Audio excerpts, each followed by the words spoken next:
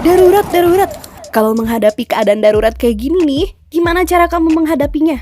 Udah siap belum? Apa kalian udah mengalokasikan dana darurat? Tapi tunggu dulu deh. Kalian tahu nggak sih apa itu dana darurat? Dari namanya aja udah dapat diketahui bahwa dana darurat adalah dana yang akan dikeluarkan atau dipergunakan ketika keadaan darurat. Kenapa sih kita harus punya dana darurat?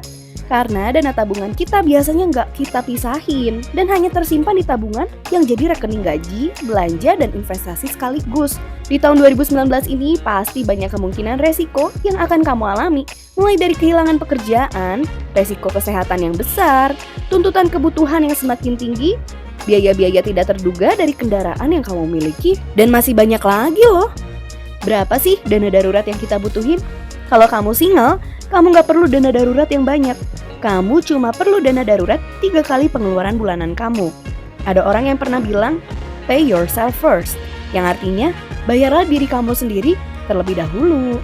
Maksudnya adalah, alokasikanlah sebagian penghasilan kamu untuk kamu sendiri, seperti halnya pengeluaran kamu lainnya, seperti bayar listrik, belanja kebutuhan sehari-hari, sewa rumah, dan lain-lain. Gimana sih caranya nempatin dana darurat? Berbeda dengan dana rutin yang akan kamu gunakan untuk memenuhi kebutuhan sehari-hari. Dana darurat hanya akan kamu gunakan di keadaan darurat saja. Artinya, dana ini nggak perlu disimpan dalam bentuk tunai. Bakalan lebih bijaksana kalau misalnya kamu misahin dana darurat ini ke rekening khusus yang terpisah dengan dana yang akan digunakan sehari-hari. Hal ini bertujuan agar dana darurat kamu nggak tercampur dengan dana lainnya di dalam keuangan. Dana darurat harus ditempatkan di komponen penyimpanan dana yang memiliki 3 kriteria, yaitu aman, mudah, dan cepat diakses atau diperoleh, serta liquid. Kamu bisa menempatkan dana darurat di ATM, karena kalau kamu naruh dana darurat di rumah, bisa aja nih tercampur buat beli keperluan sehari-hari. ATM ini merupakan tempat yang aman untuk menyimpan dana darurat kamu. Selain aman, ATM juga mudah untuk diakses atau diperoleh di mana dan kapan saja.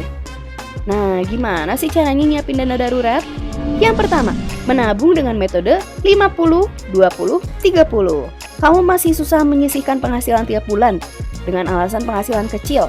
Siapa bilang penghasilan kecil nggak bisa nabung? Mungkin kamu bisa gunakan metode ini untuk menyisihkan penghasilan tiap bulan. Gunakan 50% dari penghasilan kamu untuk kebutuhan pokok seperti sewa kosan, pulsa internet, pembayaran kartu kredit, belanja bulanan, dan bahan bakar. Gunakan 20% penghasilan untuk tujuan finansial seperti bayar utang, investasi, dan menabung di rekening. Jangan lupa untuk memastikan rekening yang digunakan untuk menabung beda ya. Gunakan 30% penghasilan untuk keperluan pribadi seperti pergi ke mall, ke salon, nonton film, atau untuk hiburan diri. Yang kedua, pastikan rekening yang digunakan untuk dana sehari-hari dan rekening dana darurat berbeda. Tujuan dimilikinya lebih dari satu rekening adalah sebagai dana cadangan. Penting nih buat siapin dana cadangan untuk biaya kesehatan atau nggak terduga. Gunakan satu rekening untuk keperluan sehari-hari kamu lainnya. Biar dana darurat yang udah kamu siapin jauh-jauh hari nggak digunain untuk kegiatan lainnya. Perlu disadari nih, memiliki dana darurat merupakan hal yang perlu diprioritaskan.